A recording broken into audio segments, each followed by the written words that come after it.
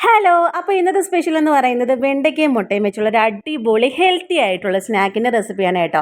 അപ്പോൾ അതെങ്ങനെയാണ് തയ്യാറാക്കുന്നത് നമുക്ക് നോക്കാം. ഞാനിവിടെ ഒരു 4 വെണ്ടയ്ക്ക ചെറുതായിട്ട് വട്ടത്തിൽ അരിഞ്ഞെടുത്തിട്ടുണ്ട്.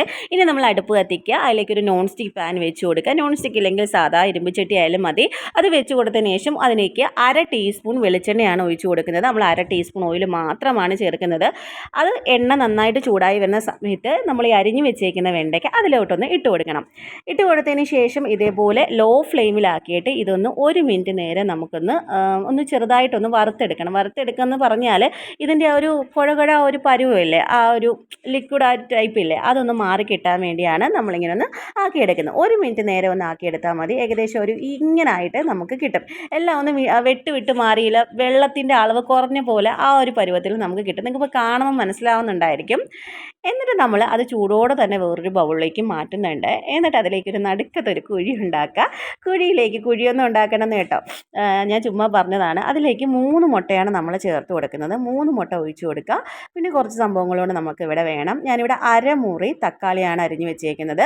പിന്നെ 2 വെളുത്തുള്ളി, 2 അല്ലി വെളുത്തുള്ളി, ഒരു ചെറിയ കഷ്ണം ഇഞ്ചി, അതും ചെറുതായിട്ട് കൊത്തിയരിയുക. പിന്നെ ഒരു ചെറിയ സവാള ചെറുതായിട്ട് അരിഞ്ഞതെടുക്കുക.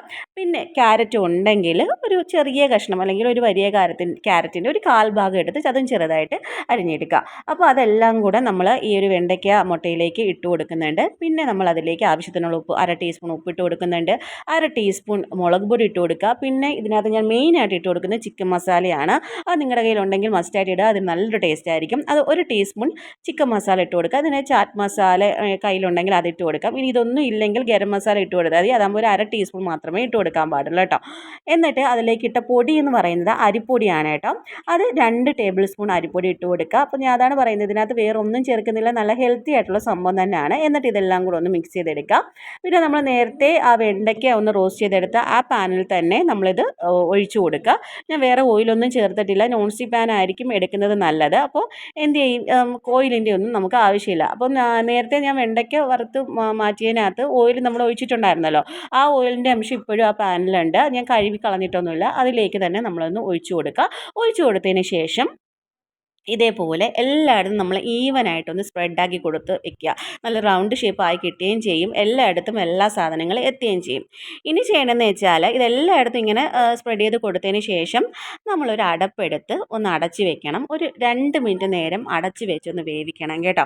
അപ്പോൾ നമ്മൾ മുകൾ ഭാഗമൊക്കെ ഏകദേശം ഒരു 1/4 ഭാഗം വെന്ത് വരുന്ന സമയം വരെ നമ്മളൊന്ന് അടച്ച് വെച്ച് വേവിക്കണം. അപ്പോൾ നിങ്ങൾക്ക് കാണുമ്പോൾ മനസ്സിലാവും ഏകദേശം എല്ലാ ഭാഗവും വെന്ത് വന്നിട്ടുണ്ട്. ആ നടുക്കത്തെ ആ ഒരു ഭാഗമാണ് കുറച്ചും കൂടെ ഒന്ന് വേവാനായിട്ടുള്ളത്.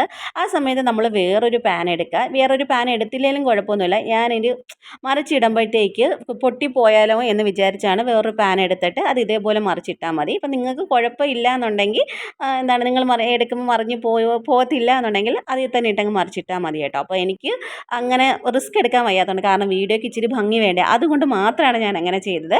എന്നിട്ട് മറിച്ചിട്ടിട്ട് അതും ഒരു ലോ ഫ്ലെയിമിൽ 1 മിനിറ്റ് നേരം ഒന്ന് ആ ഒരു സൈഡ് ഒന്ന് റെഡിയാക്കി എടുക്കുക.